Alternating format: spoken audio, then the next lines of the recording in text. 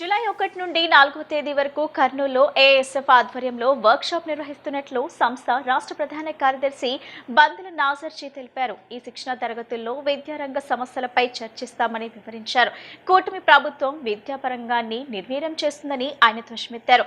Fee బకాయిలను తక్షణమే విడుదల చేయాలని ఆయన డిమాండ్ చేశారు. దాసరి భవన్లో జరిగిన విలేకరుల సమావేశంలో ఏఎస్ఎఫ్ ఆధ్వర్యంలో జూలై 1 నుంచి 4వ తేదీ వరకు కర్నూలులో జరిగే శిక్షణ తరగతులకు సంబంధించిన పోస్టర్ను విడుదల చేశారు.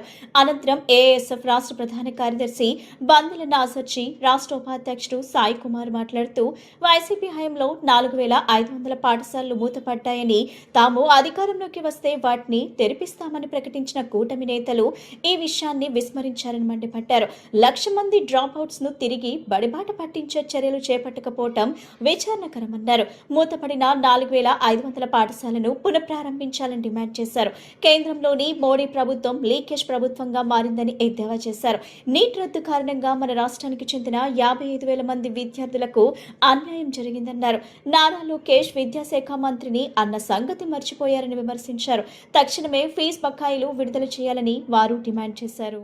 ఆంధ్ర రాష్ట్రంలో విద్యారంగానికి పెద్దపీఠం వేస్తామని చెప్పినటువంటి ఎన్డీఏ కూటమి ప్రభుత్వం అధికారంలోకి వచ్చినటువంటి విద్యాశాఖ మంత్రిగా ఉన్నటువంటి విద్యాశాఖ మంత్రి నారా లోకేష్ గారు ఆనాడు చెప్పిన మాటలు ఒకటన్నా చేశారా అని చెప్పి ఈ సందర్భంగా మేము ఏఐఎస్ఎఫ్గా రాష్ట్ర సమితిగా విద్యాశాఖ మంత్రిని ప్రశ్నిస్తున్నాం. ఆనాడు మీరు చెప్పినటువంటిది గత ప్రభుత్వం 4,500 పాఠశాలలు మూతపడ్డాయి, అది మేము అధికారంలోకి వచ్చిన వెంటనే 4,500 పాఠశాలను పునఃప్రారంభం చేస్తామన్నారు. కానీ ఒక్క పాఠశాలను కూడా పునఃప్రారంభం చేశామని చెప్పి ఈ సందర్భంగా మేము ఏఐఎస్ఎఫ్గా మేము ప్రశ్నిస్తున్నాం. దానికి గల కారణంగానే ఈరోజు ఇప్పుడు ప్రభుత్వం అధికారుల లెక్కల ప్రకారంగా 1,00,000 మంది విద్యార్థులు డ్రాప్ అవుట్ చెందారని చెప్పి ఈ సందర్భంగా తెలియజేస్తున్నాం. కావున ఇప్పటికైనా మేల్కొని మూతబడిన ప్రభుత్వ పాఠశాలని వెంటనే పునఃప్రారంభం చేయాలి. అదేవిధంగా రాష్ట్ర వ్యాప్తంగా కాకుండా దేశవ్యాప్తంగా కూడా ఈరోజు విద్యా వ్యవస్థను మొత్తం కూడా కేంద్రీకృతం చేస్తూ అదేవిధంగా నీట్ పరీక్షను మొన్న లీకేజ్ జరిగింది. ఈరోజు ఒక కేంద్రంలో ఉన్నటువంటి ప్రభుత్వం ఎన్డీఏ కూటమి ప్రభుత్వం నరేంద్ర మోడీ గారు ఎన్టీఏ వ్యవస్థ కార్పొరేట్ చేతుల్లో పెట్టి పరీక్షలు నిర్వహిస్తుంటే అక్కడ లీకేజ్ ప్రభుత్వంగా మారుతుంది. కానీ ఎక్కడ కూడా ఎవరు కూడా స్పందించే పరిస్థితి కాదు. కానీ ఒక పవన్ కళ్యాణ్ గారికి ఆరోగ్యం బాగలేకపోతే అదేవిధంగా మోడీ గారు ట్విట్టర్లో ట్వీట్ చేస్తారు, ఇక్కడ ఉన్నటువంటి చంద్రబాబు గారు ట్వీట్ చేస్తారు, వాళ్ళ ఇంటికి వెళ్ళి పరామర్శిస్తారు. కానీ మన ఆంధ్ర రాష్ట్రంలో 75,000 మంది విద్యార్థులు నీట్ పరీక్షకు అప్లై చేసుకొని 58,000 మంది విద్యార్థులు నీట్ పరీక్షకి హాజరయ్యారు. కానీ ఎంతోమంది కొన్ని 2-3 టర్ములకి వాళ్ళు శ్రమించి ఎంతో సమయాన్ని కేటాయించి వాళ్ళు మంచిగా చదువుకొని మంచి మార్కులు తెచ్చుకుందామని వాళ్ళకి సమయాన్ని కేటాయించి నీట్ ఎగ్జామ్ హాజరయ్యి చూస్తుంటే ఇక్కడ లీకేజ్ ప్రభుత్వం వల్ల మన రాష్ట్రంలో 58,000 మంది విద్యార్థులు ఈరోజు వాళ్ళ ఆశల్ని నిర్వీర్యం చేసే పరిస్థితులు మన రాష్ట్రంలో కనిపిస్తుంది.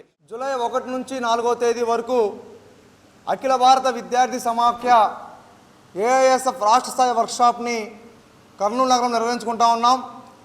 ఈ వర్క్షాప్కి రాష్ట్ర వ్యాప్తంగా నలుమూల నుండి పెద్ద ఎత్తున విద్యార్థులు హాజరవుతున్నారు.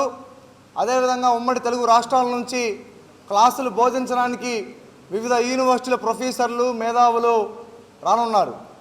ప్రధానంగా ఈ రాష్ట్రంలో కూటమి అధికారంలోకి వచ్చిన తర్వాత ఈరోజు పూర్తిగా విద్యా వ్యవస్థని సర్వనాశనం చేశారని చెప్పని ఏఐఎస్ఎఫ్గా తెలియజేస్తూ ఉన్నాం. నారా లోకేష్ గారు యువగలం పాదయాత్ర నిర్వహించి అధికారంలోకి రాకముందు ప్రతి నియోజకవర్గం తిరిగి నేను అధికారంలోకి వస్తే 6 నెలల్లో రాష్ట్ర వ్యాప్తంగా పెండింగ్లో ఉన్న ఫీజు రియంబర్స్మెంట్ బకాయిల్ని విడుదలని చెప్పారు. అధికారంలోకి వచ్చి 2 సంవత్సరాలు గడిచింది. కానీ ఇంతవరకు ఫీజు రియంబర్స్మెంట్ బకాయిలు కేవలం 600 కోట్లు, 700 కోట్లు, 1000 కోట్లు ప్రకటించి డబ్బులు మాత్రం విడుదల చేయడం లేదు. ఇటీవల ఈ సంవత్సరంలో ఫిబ్రవరి 10వ తేదీన ఈ రాష్ట్ర విద్యార్థులకి శుభవార్త అని చెప్పని రాష్ట్ర విద్యాశాఖ మంత్రి నారా లోకేష్ గారు 1,200 కోట్ల రూపాయల ఫీజు రియంబర్స్ బకాయిలు విడుదలని చెప్పని జీవో ప్రకటించారు. జీవోగానే ఉంది తప్ప ఇంతవరకు 1,200 కోట్ల రూపాయల బకాయిలు విడుదల కాలేదు. కేవలం 630 కోట్ల రూపాయల బకాయిలు విడుదల చేసి ఈ ప్రభుత్వం చేతులుపుకుంటా ఉంది. కాబట్టి ఏఐఎస్ఎఫ్గా స్పష్టంగా తెలియజేస్తూ ఉన్నాం, అయ్యా విద్యాశాఖ మంత్రి నారా లోకేష్ గారు, ఈ రాష్ట్రంలో ఇప్పటికే చదివిన చదువుకి సర్టిఫికేట్లు చేతికి రాక మీ ప్రభుత్వం రియంబర్స్మెంట్ విడుదల కాక 10 లక్షల మంది విద్యార్థుల పైగా రోడ్ల మీద నిరుద్యోగులుగా తిరుగుతూ ఉన్నారు. ఈరోజు స్విగ్గీలో కానివ్వండి, జొమాటోలో కానివ్వండి, ర్యాపిడోలో కానివ్వండి పనిచేసే ప్రతి ఒక్క విద్యార్థి గ్రాడ్యుయేటే. రియంబర్స్మెంట్ విడుదల కాక ఈరోజు వారు పనిచేసిన పరిస్థితి రాష్ట్రం నెలకొంటా ఉంది. ప్రభుత్వ విద్యను కూటమి ప్రభుత్వం విధ్వంసం చేస్తూ ఉంది. అందువల్లనే కూటమి ప్రభుత్వం విద్యార్థులను, యువజనులను, ప్రజానికాన్ని నయవంచన చేస్తూ ఇవాళ కార్పొరేట్లు ప్రజలను ఆదరిస్తారనేటువంటి ఒక దుర్బుద్ధితో ఇవాళ చరిత్రలో ఎన్నడూ లేనటువంటి పిపిపి అనేటువంటి విధానాన్ని తీసుకొని వచ్చి దురదృష్టం చేస్తూ విద్యా విధానంలో కూడా తీసుకొని రావడం జరుగుతూ ఉంది ఈ కూటమి ప్రభుత్వం. అందులో భాగంగానే మెడికల్ విద్యను నిర్ద్వందంగా ఇవాళ 80% పూర్తయినటువంటి మెడికల్ కళాశాలను పూర్తి చేయకోకుండా ప్రభుత్వ విద్యను పరిరక్షిస్తానని చెప్తూ విద్యార్థులను, యువజనులను, ఈ ప్రాంత ప్రజానీకాన్ని మోసం చేస్తూ కార్పొరేట్ల ప్రభుత్వంగా ఈ కూటమి ప్రభుత్వం విద్యాశాఖ మంత్రి చలామణి అవుతా ఉన్నాడు. అందువల్ల ఆల్ ఇండియా స్టూడెంట్ ఫెడరేషన్గా నేరుగా హెచ్చరిక చేస్తూ ఉన్నాం. ఏవైతే విద్యార్థుల దగ్గరికి ఇచ్చాపురం నుంచి హిందూపురం వరకు వచ్చి 107, 108 జీవోలను రద్దు చేస్తామని చెప్పావో, ఆ 107, 108 జీవోలను రద్దు చేయకపోతే ఆల్ ఇండియా స్టూడెంట్ ఫెడరేషన్ నేతృత్వంలో నీ యొక్క అధికారానికి బీటలు వారే విధంగా ఆల్ ఇండియా స్టూడెంట్ ఫెడరేషన్ పోరాటం చేస్తుంది. ఈ యొక్క ఆల్ ఇండియా స్టూడెంట్ ఫెడరేషన్ అడగడమే కాదు, విద్యార్థులకు, తల్లిదండ్రులకు ఫీజు రియంబర్స్మెంట్ బకాయిలు విడుదల చేస్తానన్నావు. నువ్వు వచ్చిన 100 రోజుల్లో విడుదల చేస్తానన్నావు. 2 సంవత్సరాలు అవుతా ఉంది. ఏ ఒక్కరికి కూడా పూర్తి స్థాయిలో బకాయిలు విడుదల చేయకోకుండా మోసపూరితమైనటువంటి పరిపాలన కొనసాగిస్తా ఉన్నావు. అందుకే all India student federation June 1వ తారీఖు నుండి పెద్ద ఎత్తున పోరాటానికి శ్రీకారం చేపట్టనుంది. ఇదే సందర్భంలో ఆల్ ఇండియా స్టూడెంట్ ఫెడరేషన్ శిక్షణా తరగతులు కర్నూలు నగరంలో జరుగుతూ ఉన్నాయి. ఏదైతే కేంద్ర ప్రభుత్వం చేస్తున్నటువంటి నిర్ద్వంద్వమైనటువంటి కేంద్రీకరణ పేరుతో ఎన్టీఏ వాడు పేపర్లు అమ్ముతూ ఉన్నాడు. కేంద్రీకరణ పేరుతో 90% మంది విద్యార్థులు ఆయా రాష్ట్రాల్లో ఉంటే కేంద్ర ప్రభుత్వం, బీజేపీ ప్రభుత్వం విద్యార్థులను, విద్యార్థి హక్కులను తాకట్టు పెట్టే విధంగా, యూనివర్సిటీ హక్కులను కాలరాసే విధంగా వికసిత భారత్ విజ్ఞాన పరిషత్ అంటూ VBSN తీసుకొని వస్తూ ఉంది. డిప్యూటీ సీఎం పవన్ కళ్యాణ్ చూసి వైసీపీ నాయకులు భయపడుతున్నారని జనసేన రాష్ట్ర అధికార ప్రతినిధి మైలవరం నియోజకవర్గం ఇన్ఛార్జ్ అక్కల గాంధీ విమర్శించారు. ఆంధ్రప్రదేశ్లో ఎన్డీఏ కూటమి ప్రభుత్వాన్ని బలహీనపరిచేందుకు వైసీపీ కుట్రలు చేస్తుందని ఆరోపించారు. బెంగళూరు కేంద్రంగా కొంతమంది విశ్లేషకుల ద్వారా పవన్ కళ్యాణ్ పై అసత్య ప్రచారం నిర్వహిస్తున్నారని అన్నారు. ప్రధానమంత్రి నరేంద్ర మోడీ సహకారంతో CM Chandrababu, deputy CM Pawan Kalyan నాయకత్వంలో రాష్ట్రం అభివృద్ధి దిశగా ముందుకు వెళ్తుందని తెలిపారు. కూటమిలో విభేదాలు సృష్టించి రాజకీయ లబ్ధి పొందాలని వైసీపీ ప్రయత్నిస్తున్నా అది సాధ్యం కాదన్నారు. ప్రజలు వైసీపీ ఆరోపణలు నమ్మే పరిస్థితిలో లేరని, అసత్య ప్రచారాలు మానుకోవాలని సూచించారు. నమస్కారం అండి. జనసేన పార్టీ రాష్ట్ర అధ్యక్షులు, ఆంధ్రప్రదేశ్ ప్రభుత్వ డిప్యూటీ సీఎం పవన్ కళ్యాణ్ గారిని చూసి వైసీపీ నాయకులు, అలాగే వైసీపీ పార్టీ కోవర్ట్లు, లేదంటే వైసీపీ పార్టీ ముసుగులో ఉన్నటువంటి analysis professor Nageswararao, KS Prasad లాంటి వాళ్ళు భయపడుతున్నారు. ఎందుకు భయపడుతున్నారు అంటే, ఆంధ్రప్రదేశ్ ఎన్డీఏ కూటమి ప్రభుత్వం ఏర్పడిన తర్వాత గడిచిన 2 సంవత్సరాల్లో బ్రహ్మాండంగా ఈ రాష్ట్రంలో పరిపాలన జరుగుతూ ఉంది. అలాగే ఈ ప్రభుత్వానికి, ఈ కూటమి ప్రభుత్వానికి కేంద్రం నుంచి పూర్తి సహాయ సహకారాలు అందుతూ ఉన్నాయి. ఈ సహాయ సహకారాల వల్ల, కేంద్రం ఇచ్చే నిధుల వల్ల ఈ రాష్ట్రం అభివృద్ధి చెందుతుంది. ఈ అభివృద్ధి చెందడం వల్ల ఈ కూటమి ప్రభుత్వాన్ని రాబోయే రోజుల్లో మనం ఓడించలేని పరిస్థితి ఉంటుంది. కాబట్టి ఏదో రకంగా ఈ కూటమిలో చిచ్చు పెట్టాలి. దానికి ప్రధానంగా ఉన్నటువంటి పవన్ కళ్యాణ్ గారిని ఏదో రకంగా అల్లరి చేయాలి. కూటమిలో ఒకరు కొట్టుకొని కూటమి విచ్ఛిన్నమయ్యేలాగా చేయాలని చెప్పి వైసీపీ నాయకులు జగన్మోహన్ రెడ్డి గారు ఆడుతున్నటువంటి పన్నాగం ఇటీవల కాలంలో రోజా కావచ్చు, పేరు నాని కావచ్చు, లేదంటే వీళ్ళు పేటీఎం బ్యాచ్గా తయారైనటువంటి KSS ప్రసాద్ కావచ్చు, మాజీ ఎమ్మెల్సీ ప్రొఫెసర్ నాగేశ్వరరావు కావచ్చు, చాలా స్పష్టంగా కనపడతా ఉంది. మాకు వైసీపీ పార్టీ కోర్ కమిటీ వాళ్ళు, హై లెవెల్ ఉన్నటువంటి ఇన్ఫ్లుయెన్స్ కలిగినటువంటి వాళ్ళు ఇచ్చిన సమాచారం ఏంటంటే, మేము వైసీపీ నాయకులు మాట్లాడుతుంటే అది ప్రజల్లోకి చొచ్చుకొని వెళ్ళట్లేదు, మేము చెప్పేది ప్రజలు విశ్వసించట్లేదు, మా మాట ప్రజలు నమ్మట్లేదు అని చెప్పి వైసీపీ నాయకులు జగన్మోహన్ రెడ్డి గారు ప్రొఫెసర్ నాగేశ్వరరావు లాంటి వాళ్ళని, కేఎస్ ప్రసాద్ లాంటి వాళ్ళని డబ్బులు ఇచ్చి ఈ పవన్ కళ్యాణ్ గారి మీద బురద జల్లే కార్యక్రమం చేస్తున్నారని చెప్పి మాకు వైసీపీలో ఉన్నటువంటి హై లెవెల్ కోర్ కమిటీ సభ్యులు చెప్పడం జరుగుతుంది. ఇటీవల కాలంలో జగన్మోహన్ రెడ్డి గారు బెంగళూరులో కూర్చొని ఏదో రకంగా పవన్ కళ్యాణ్ గారిని కేంద్రానికి, రాష్ట్రంలో ఉన్నటువంటి టీడీపీ జనసేన మధ్య ఉన్నటువంటి విభేదాలు సృష్టించాలని ప్రయత్నం చేస్తా ఉన్నారు. నిరంతరం వారంలో 6 రోజులు ఆ పని మీద ఉన్నారని చెప్పి వైసీపీ కోర్ కమిటీ చెప్పడం జరుగుతూ ఉంది. అందులో భాగమే ఈ ప్రొఫెసర్ నాగేశ్వరరావు లాంటి వాళ్ళని ఆయుధంగా ఉపయోగించి బ్రోకర్లుగా తయారు చేసి ఈ విధమైనటువంటి పవన్ కళ్యాణ్ గారి మీద అసత్య ఆరోపణలు చేయటం జరుగుతూ ఉంది. ప్రొఫెసర్ నాగేశ్వరరావు గారు, మీరంటే అందరికీ గౌరవం ఉంది, మా పార్టీలో టాప్ టు బాటం మీరంటే చాలా గౌరవంగా ఉంది. కానీ ఈరోజు మీరు ఆ గౌరవాన్ని కోల్పోయారు. ఎందుకు కోల్పోయారంటే, అర్థం పర్థం లేనటువంటి, సాక్ష్యాలు లేనటువంటి ఆరోపణలు చేసి పవన్ కళ్యాణ్ గారి మీద మీ స్థాయిని దిగజార్చుకున్నారు. అది మీరు గమనించుకోవాలి. లేదు నేను మాట్లాడింది కరెక్టే అంటే ఇప్పుడు మాకు వచ్చిన సమాచారం కూడా మీరు కరెక్టే అని చెప్పి నమ్మాలి.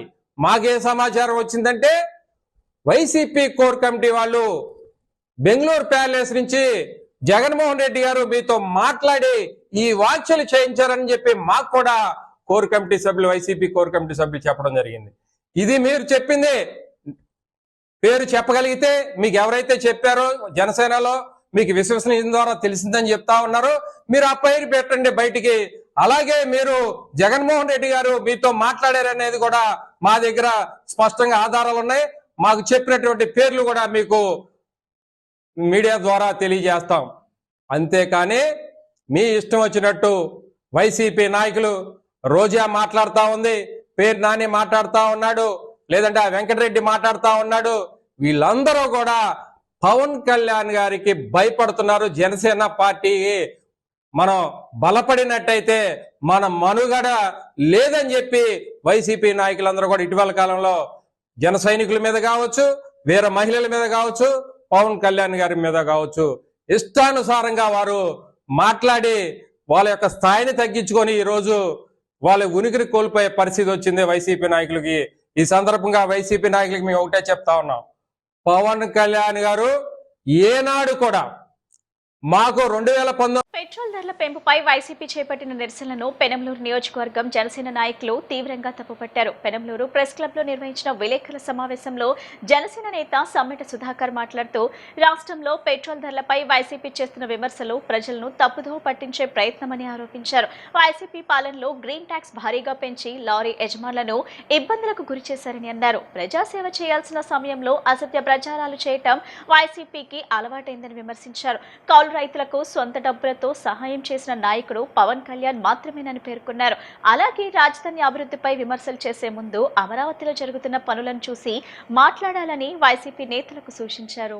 నిన్న కొంతమంది రాజకీయ నిరుద్యోగుల పార్టీ అది ప్రపంచంలో ఎక్కడా పెరిగినట్టు ఈ ఆంధ్రప్రదేశ్లోనే డీజిల్ రేట్లు పెరిగినట్టు ధర్నా చేశారు. అయ్యా, గత ప్రభుత్వం మీదే. గత ప్రభుత్వంలో కరోనా వచ్చి దేశం మొత్తం ఎంతో కొంత తగ్గిస్తుంటే మీరు మన రాష్ట్రంలో రోజుకో రేటు పెంచారు. దాన్ని మర్చిపోయారా మీరు? నేను ఒక లారీ ఓనర్ని. ఒక లారీ ఓనర్గా నేను ఏం చెబుతున్నానంటే, లారీలకి గ్రీన్ ట్యాక్స్ అని ఒకటి ఉండేది. గతంలో 2014లో 200 రూపాయలు ఉంటే దాన్ని మీరు వచ్చిన తర్వాత మినిమం ఛార్జ్ 7,000 చేశారు. మేము ఆ గ్రీన్ ట్యాక్స్ కట్టలేక లారీలు అమ్ముకున్నాం. ఈ ప్రభుత్వం వచ్చి మినిమం గ్రీన్ ట్యాక్స్ని 2,000 లోపు చేసింది. మీరా ఇవాళ మాట్లాడేది కూటమి ప్రభుత్వం గురించి? మీరు మాట్లాడుతుంటే దెయ్యాలు వేదాలు వల్లించినట్టు ఉంది. మీరు రాజకీయం చెయ్యాలి అనుకుంటే మా కూటమి ప్రభుత్వంతో సేవలో పోటీ పడండి. మే మంచి ఎండాకాలం, ఈ ఎండాకాలంలో మీరు చలివేంద్రాలు పెట్టచ్చు, మజ్జిగ పెట్టచ్చు, అవి చేయరు. మొన్నేమో గ్లోబల్ ప్రచారం ఒకటి చేశారు వాట్సాప్లో, పెట్రోల్ దొరకదో డీజిల్ దొరకదని. జనాలందరూ పెట్రోల్ బంకుల దగ్గర వెయిట్ చేస్తుంటే మీరు వెళ్ళి పెట్రోల్ దొరకట్లేదని ధర్నా చేసింది మీరే. మళ్ళీ ఈరోజు కొంచెం మన పక్కన పాకిస్తాన్లో 410 రూపాయలు పెట్రోల్ రేట్ అని చూసా టీవీలో. మీరు ఓన్లీ మన రాష్ట్రంలోనే పెరిగినట్టు మీరు మీ మాటలు, మీ అవాకులు, మీ చవాకులు, మీరు హెల్తీ పాలిటిక్స్ చేయండి, పాయిజన్ పాలిటిక్స్ వద్దు. ప్రజలకు ఉపయోగపడాలి ఎంతో కొంత. పవన్ కళ్యాణ్ గారి గురించి పేరు నాని గారు, అంబటి రాంబాబు గారు మాట్లాడుతున్నారు. అసలు ఏ అర్హతతో మాట్లాడుతున్నారండి మీరు? పవన్ కళ్యాణ్ గారు అనే అతను సొంత డబ్బులు కౌలు రైతులకు కానీ ఎంతోమందికి సొంత జేబులో డబ్బులు ఇచ్చాడు. మీరు ప్రభుత్వం డబ్బులే ఇచ్చారు ఎవరికైనా సరే. మీ పార్టీ మీరందరూ కూడా ఒక మానసిక రోగుల వలె మీరు ప్రభుత్వాన్ని విమర్శిస్తున్నారు. దయచేసి ఇది మంచి పద్ధతి కాదు. అంబటి రాంబాబు గారు కానీ, పేరు నాని గారు కానీ పవన్ కళ్యాణ్ గారిని ఒక కులానికి రుద్దుదామని చూస్తున్నారు. కాదు, ఆయన అందరి వాడు. ఎస్సీ, బీసీ, మైనార్టీ సోదరులు ఆయన్ని ఓన్ చేసుకున్నారు. అంతర్జాతీయ మానవ హక్కుల కమిషన్ రాష్ట్ర చాప్టర్ నూతన కమిటీని ఏర్పాటు చేస్తున్నట్లు సంస్థ అధ్యక్షుడు డాక్టర్ కుందవరం రాజనందన్ విజ్ఞాన్ ప్రకటించారు. ప్రజా సమస్యలపై రాజీ లేని పోరాటం చేస్తామని స్పష్టం చేశారు. రాష్ట్రంలోని ప్రాథమిక ఆరోగ్య కేంద్రాల్లో వసతులు లేవన్నారు. ఆరోగ్యశ్రీ అమల్లో విఫలమయ్యారని విమర్శించారు. అంతర్జాతీయ మానవ హక్కుల కమిషన్ రాష్ట్ర అధ్యక్షుడిగా బట్టు రాజేష్ను నియమించి నియామక పత్రాన్ని అందించారు. ఆయనతో పాటుగా రాష్ట్ర కమిటీ ప్రతినిధులకు సైతం ఈ నియామక పత్రాలను అందజేశారు. ఈ సందర్భంగా రాష్ట్ర సంస్థ అధ్యక్షుడు రాజనందన్ విజ్ఞాన్ బట్టు రాజేష్ విజయవాడ ప్రెస్ క్లబ్ లో విలేకరుల సమావేశంలో మాట్లాడుతూ రానున్న రోజుల్లో రాష్ట్ర కమిటీ ఆధ్వర్యంలో ప్రజా సమస్యలపై రాజీ లేని పోరాటం చేస్తామని స్పష్టం చేశారు. రాష్ట్రంలోని ప్రాథమిక ఆరోగ్య కేంద్రాల్లో వసతులు లేవన్నారు. 48% మంది వైద్యులు, 62% మందులు, 71% ఎక్స్ సౌకర్యాలను అందుబాటులో లేక 48% మంది వైద్యులు, 62% మందులు, 71% ఎక్స్రే సౌకర్యాలు అందుబాటులో లేక రోగులు అల్లాడుతున్నారన్నారు. ఆరోగ్యశ్రీ అమలు పూర్తిగా విఫలమైందన్నారు. రాజ్యాంగంలోని ఆర్టికల్ 46 ప్రకారం లబ్ధిదారులకు చేరాల్సిన ఎస్సీ, బీసీ కార్పొరేషన్ల వేల కోట్ల నిధులు దుర్వినియోగమవుతున్నాయన్నారు. ప్రభుత్వ రంగ సంస్థల్లో జరుగుతున్న అక్రమాలపై సిబిఐ విచారణ జరపాలని డిమాండ్ చేశారు. కులమతాలు, పేద, ధనిక తేడాలు లేకుండా నిబంధనలందరికీ ఒకేలా వర్తింపచేయాలన్నారు. ఈ ఏడాది జరిగిన నీట్ పేపర్ లీకేజ్ వల్ల 17 లక్షల మంది విద్యార్థుల భవిష్యత్తు ప్రశ్నార్థకంగా మారిందన్నారు. కేంద్రం దీనిపై తక్షణమే స్పందించాలన్నారు. అంతర్జాతీయంగా క్రూడ్ ఆయిల్ ధరలు తగ్గినా దేశంలో పెట్రోల్ భారం తగ్గించడం లేదన్నారు. పరిశ్రమల్లో కార్మికులకు కనీస వేతనాలు ఇస్తూ ప్రతి నెల 7వ తేదీలోపు జీతాలు చెల్లించేలా చట్టాలు తీసుకురావాలని డిమాండ్ చేశారు. ఇటువంటి అనేక ప్రజా సమస్యలపై ఐహెచ్ఆర్సీ ఆధ్వర్యంలో రానున్న కాలంలో పోరాటం చేస్తామని తెలిపారు. The International Human Rights Commission Geneva has constituted a new chapter of Andhra Pradesh under the leadership of Dr. K. Rajanandan Vignan as a national president and international ambassador. The state chapter has been formed with the objectives of strengthening human rights advocacy and promoting social justice and creating public awareness on human rights dignity and legal rights of Andhra Pradesh. And also the committee will work towards monitoring human rights violations and awareness programs. మానవ హక్కులకు భంగం కలిగితే సహించేది లేదు. కులము, మతము, జాతి అతీతముగా అగ్రవర్ణాలను పైకి లేవనెత్తడానికి, ఆ యొక్క బడుగు బలహీన వర్గాలను లేవనెత్తడానికి ఈ యొక్క ఐక్యరాజ్య సమితి మండలితో కూడినటువంటి అంతర్జాతీయ మానవ హక్కుల కమిషన్ పనిచేస్తుందని మీ పరంగా తెలియజేసుకుంటూ ఉన్నాం.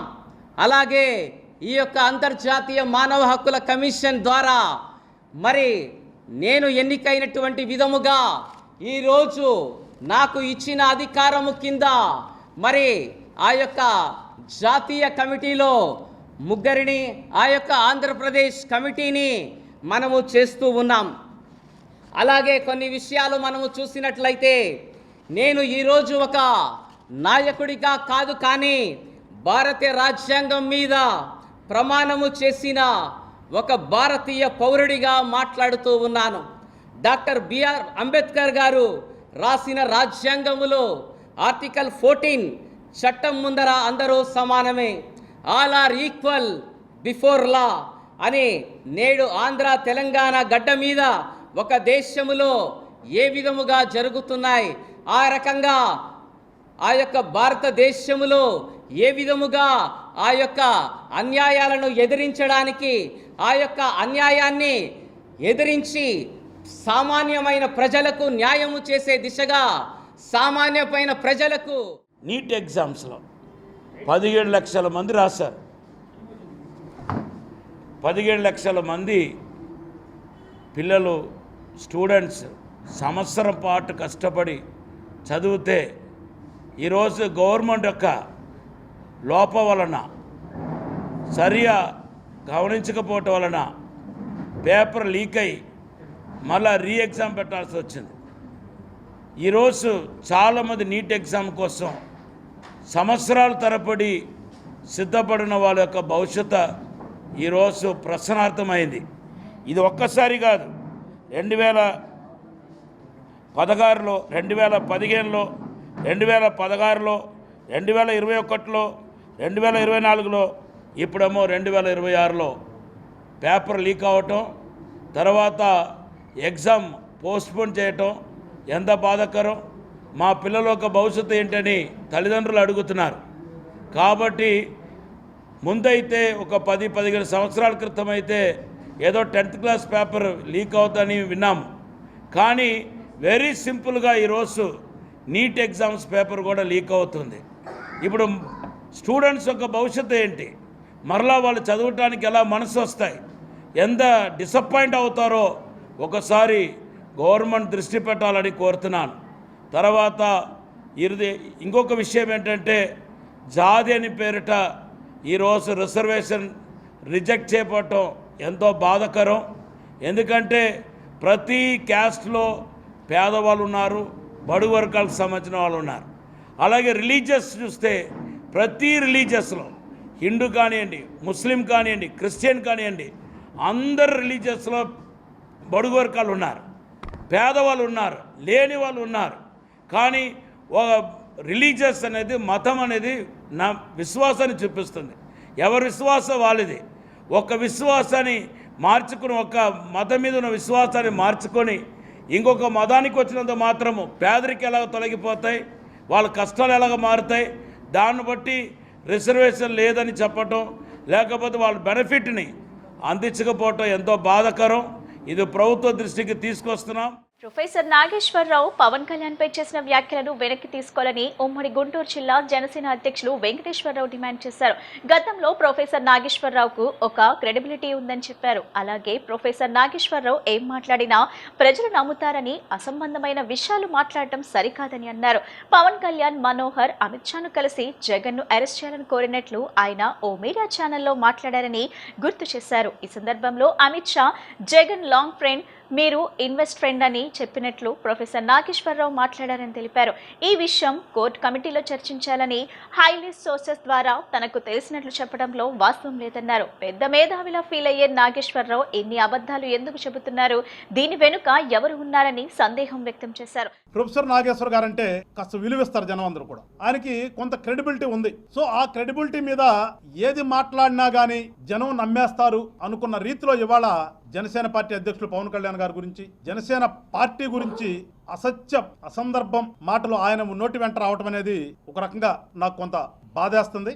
ఎట్ ద సేమ్ టైం ఇప్పటి వరకు ఆయనకంటే గౌరవించినటువంటి మాకు అమ్మ వీడా ఇలాంటి ఆడా అనిపించే అందాన ఇవాళ మాకు కూడా అనిపిస్తుంది. ఎప్పుడూ కూడా సమాజంలో గౌరవంగా ఉండే వ్యక్తి గౌరవాన్ని పోగొట్టుకోకూడదు. గౌరవిస్తున్నారు కదా అని చెప్పేసేసి నేను ఏం చెప్పినా జనం గుడ్డిగా నమ్మేస్తారనుకుంటే అది మనకు గుడ్డితనం అవుతుంది, కానీ ఎదుటోళ్ళు గుడ్డిగా నమ్మరు ఏది కూడా. ఆయన ఆ రోజున మరి ఎందుకు ఆ ఛానల్లో మాట్లాడాలనే మాట్లాడా, లేకపోతే సందర్భోచితంగా మాట్లాడాడంటే తెలియదు. కానీ నేను చూసిన క్లిప్పింగ్ అయితే పవన్ కళ్యాణ్ గారు, మనోహర్ గారు కలిసి ఢిల్లీలో ఉన్నటువంటి అమిత్ షా దగ్గరికి వెళ్ళి జగన్మోహన్ రెడ్డి గారిని వెంటనే అరెస్ట్ చేయండి, అరెస్ట్ చేయమని మా మీద ఆ శ్రేణుల నుంచి ఒత్తిడి వస్తున్నాయి అని వీళ్ళు చెబితే ఆయన జగన్మోహన్ రెడ్డి సంగతి మీకెందుకు, అదేదో చంద్రబాబు నాయుడు వాళ్ళు చూసుకుంటారు, ఈయన మనకు లాంగ్ ఫ్రెండ్, ఆయన ఇన్స్టెంట్ ఫ్రెండ్, సో దాని గురించి మీరు పట్టించుకోవద్దు, మీ పని మీరు చూసుకోండి అని సలహా ఇచ్చారు అని చెప్పడం అనేది మరి ఆయనకు ఉన్నటువంటి సీనియారిటీకి కానీ, ఆయనకున్నటువంటి పొలిటికల్ నాలెడ్జ్కి కానీ మరి అన్నీ ఎక్కడ పోయినాయో నాకైతే అర్థం కావట్లేదు. అసలు ఎప్పుడు వీళ్ళిద్దరే కలిసి వెళ్ళింది? పవన్ కళ్యాణ్ గారు, నాదెండ్ల మనోహర్ గారు కలిసి, నాకు తెలిసినంత వరకు అమిత్ షా గారిని ఇద్దరూ కలిసినటువంటి సందర్భం ఎలక్షన్ కు ముందు, అంటే 24 ఎలక్షన్ కంటే ముందు, జులై నెల 2023లో అనుకుంటాను నాకు తెలిసి. 2023 జులై నెలలో వీళ్ళిద్దరు కలిసి వెళ్ళారు. అప్పటికి ఇంకా ఎలక్షన్స్ కూడా అవలా, ప్రభుత్వం కూడా ఏర్పడలా.